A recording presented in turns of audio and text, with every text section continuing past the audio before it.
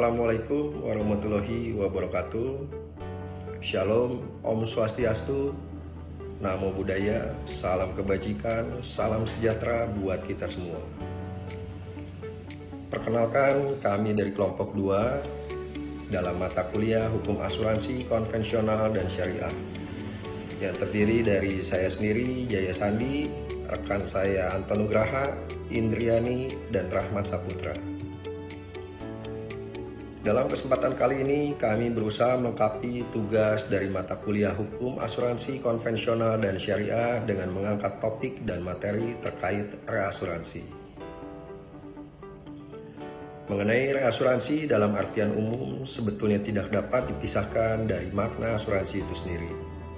Yang mana reasuransi lahir dari kepentingan asuransi, yaitu mengasuransikan kembali asuransi yang telah diterimanya. Reasuransi berkembang dari masa ke masa dan mulai banyak digunakan sebagai perangkat manajemen risiko bagi perusahaan asuransi yang memungkinkan untuk mengevaluasi dan memaparkan pengalihan risiko yang tidak dapat dikelola sendiri. Selanjutnya akan dibantu oleh rekan saya Anton Nugraha. Baik, terima kasih Kang Jaya.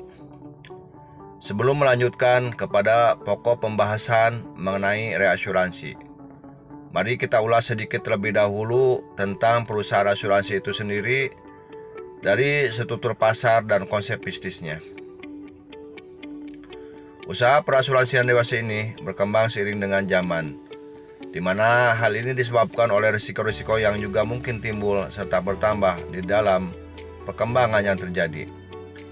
Seirama dengan kegiatan industri yang pesat bertumbuh, perkembangan industri asuransi pun menunjukkan geliat yang positif pula, di mana hal positif yang dimaksud tersebut ditunjukkan oleh perkembangan dan pertumbuhan jumlah perusahaan asuransi dari tahun ke tahunnya secara umum. Kita mengenal 3 jenis kegiatan perusahaan asuransi, yaitu asuransi kerugian, asuransi jiwa, dan asuransi mempunyai masing-masing perbedaan antara satu sama lain. Namun demikian, secara garis besarnya ada satu kesamaan yang mendasar, yaitu bahwa ketiganya merupakan lembaga pengalihan risiko dari satu pihak yang disebut tertanggung atau sering disebut juga nasabah, dialihkan kepada perusahaan asuransi sebagai penanggung melalui suatu perjanjian asuransi. Jadi hal ini kita sudah jelas memahami alurnya secara sederhana, bahwa berbagai risiko yang semula adalah beban masing-masing tergantung akan teralihkan kepada perusahaan asuransi atas dasar perjanjian asuransi, sehingga beban risiko tersebut menjadi beban perusahaan asuransi melalui alur yang sudah kita jabarkan tersebut.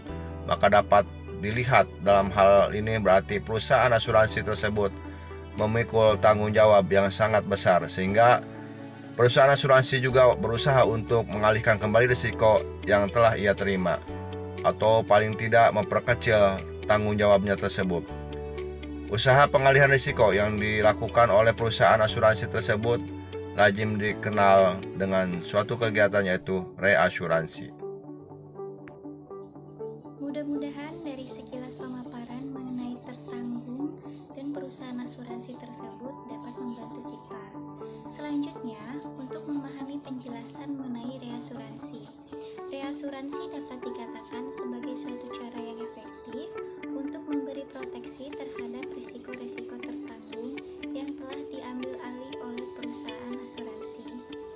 Hal yang dapat dijelaskan mengenai maksud efektif di sini adalah karena reasuransi dapat memberikan dampak penguraian konsentrasi risiko yang sudah ada ataupun risiko yang akan timbul bagi perusahaan asuransi, yang dalam korelasinya dengan perusahaan asuransi dapat kita sebut sebagai penanggung pertama. Baik, akan saya lanjutkan. Terima kasih sebelumnya kepada kawan-kawan saya semua yang telah menjelaskan di awal. Jadi berdasarkan diagram yang ada di samping saya, maka jelas arti dan nilai reasuransi dalam kegiatan industri asuransi dan bagi kedudukan perusahaan asuransi sebagai penanggung pertama. Reasuransi dapat disimpulkan merupakan salah satu bentuk pemberian perlindungan dan fasilitas kepada penanggung pertama oleh perusahaan reasuransi sebagai penanggung ulang. Dari sini juga kita dapat menyimpulkan satu pengertian terbatas bahwa asuransi dan reasuransi sesungguhnya memiliki kesamaan dalam tujuan, yaitu pengalihan resiko kepada pihak lain. Dari pengertian lebih luasnya, bahwa reasuransi memiliki nilai lebih, yaitu selain sebagai sarana peralihan, resiko juga berfungsi sebagai sarana penyebaran resiko. Dari diagram tersebut juga dapat kita maknai bahwa resiko yang telah diorganisasikan oleh perusahaan asuransi disebarkan lagi pada satu lingkungan yang lebih luas melalui suatu perjanjian reasuransi kepada perusahaan asuransi. Oleh karena itu, luasnya cakupan yang dapat diberikan oleh perusahaan reasuransi kepada perusahaan asuransi itu menjadi sangat berarti dan sangat dibutuhkan oleh perusahaan asuransi. Demikian pemaparan dari kami kelompok 2 mengenai reasuransi, dan sebelumnya juga saya mengucapkan terima kasih kepada dosen pengampu Bapak Hendy Sumadi SHMH yang telah memberikan materi begitu baik dan cukup luas sehingga kami bisa memahami salah satu materinya adalah pengertian reasuransi. Demikian dari kami kelompok 2. Saya ucapkan terima kasih. Assalamualaikum warahmatullahi wabarakatuh.